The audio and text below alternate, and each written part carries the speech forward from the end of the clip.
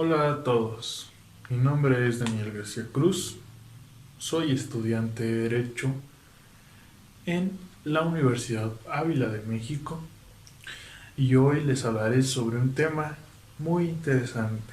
Este tema es el nuevo sistema jurídico mexicano. Para lograr comprender este tema debemos contemplar primero sus antecedentes históricos. Claramente es un tema demasiado amplio y hasta un punto difícil de comprender, pero yo te lo explicaré y te diré esos antecedentes que hicieron que nuestro sistema jurídico mexicano se hiciera y se contemplara. Comencemos. En 1810 estábamos en un año de lucha e independencia. Este antecedente fue uno de los más históricos y que por ende contribuyeron mucho a que se crearan ciertas leyes y fue de hecho hasta entonces en 1814 que se promulgó la Constitución Federal para que la América Mexicana fuera libre. Esta fue creada por varios constituyentes, el más conocido es José María Morelos y Pavón. Cabe aclarar que estos decretos constitucionales fueron los que apoyaron al movimiento independentista. También voy a mencionarte que estos decretos constitucionales nunca tuvieron una vigencia. El 24 de octubre de 1824 se llevó a cabo la Constitución Federal de los Estados Unidos Mexicanos. Esta constitución era para llevar a cabo un país representativo, popular y federal. Esto también fue para dividir los estados y hacer estados libres y soberanos. Y cabe aclarar que también se llevaron a cabo las divisiones del Congreso en dos cámaras muy importantes que son la Cámara de Diputados, la Cámara de Senadores. Ok, en sus inicios la República Mexicana se regía bajo ciertas leyes que se daban en la monarquía española. Esas leyes fueron hechas mientras ellos gobernaban con la época colonial. Bueno, poco a poco esas leyes fueron desapareciendo, ya que se fueron creando nuevas leyes nacionales, que esto fue lo que ayudó mucho a nuestra república, ya que gracias a esas leyes nacionales fueron desapareciendo estas leyes de la época colonial.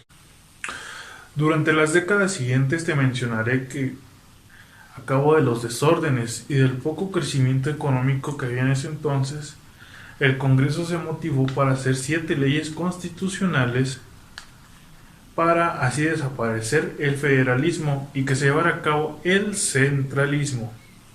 En este centralismo ya no había estados libres y soberanos, ahora todos eran departamentos subordinados unidos al gobierno central.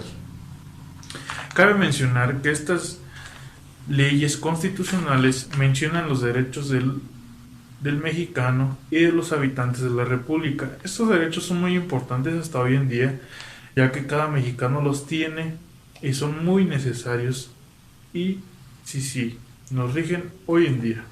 En junio de 1843 se estaba llevando a cabo el centralismo en la República Mexicana. Sin embargo, 4 años después, en 1847, se volvió a usar la Constitución Federal y esta vez venía acompañada de ciertas reformas, ya que la regresaron porque en circunstancias el centralismo no le funcionó a la República Mexicana.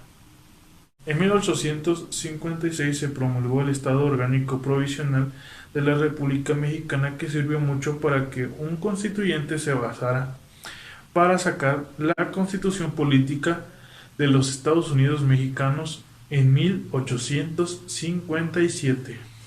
De esta forma se estableció el gobierno liberal, pero a raíz de las reformas, que una de estas reformas era la separación entre la Iglesia y entre el Estado, los conservadores bajo esa separación estaban apoyando a la intervención francesa y a que se hiciera un gobierno monárquico de nuevo, ya que al parecer no les parecieron esas nuevas reformas. En ese entonces el presidente Benito Juárez no le quedó de otra que llevarse el gobierno al norte del país para que después, en 1867, después de esa ardua lucha, se retomara la República Mexicana y volviera, por así decirlo, a la normalidad con el gobierno liberal. Bueno, posteriormente vino el gobierno de Porfirio Díaz, que fue en esta época. Porfirio Díaz llevó a cabo un gobierno que sí hizo crecer a México, pero avanzaba la pobreza y estaba la sobreexplotación del mexicano. Esos y otros motivos fueron en cierta parte los que contribuyeron a que Francisco I. Madero el 20 de noviembre de 1910 promulgara el Plan de San Luis bajo el dicho sufragio efectivo y no reelección. Y con este dicho fue que llamó al pueblo a levantarse en armas e iniciara nuevamente la revolución. Bueno, aún sin concluir esta lucha de independencia, por así decirlo, de revolución, el 5 de febrero de 1917 se promulgó nuestra actual Constitución.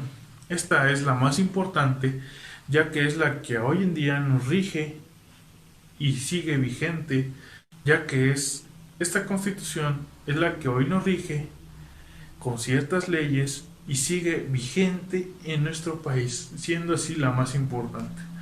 Estos son los hechos históricos que te acabo de mencionar para que se llegara al sistema jurídico actual que tenemos hoy en día y fueron sus tendencias de cómo se fue llevando a cabo hasta llevar a ella.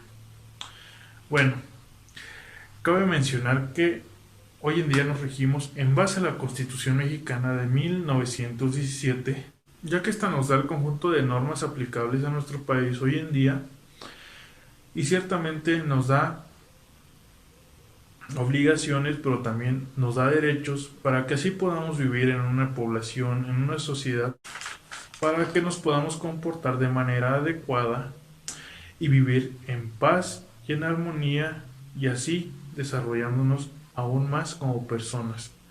Eso ha sido todo de mi parte, esas han sido las tendencias y nuestro nuevo sistema jurídico mexicano que tenemos hoy en día. Mi nombre es Daniel García Cruz, estudiante de Derecho en la Universidad Ávila de México. Te hablé sobre este tema y muchas gracias por tu atención.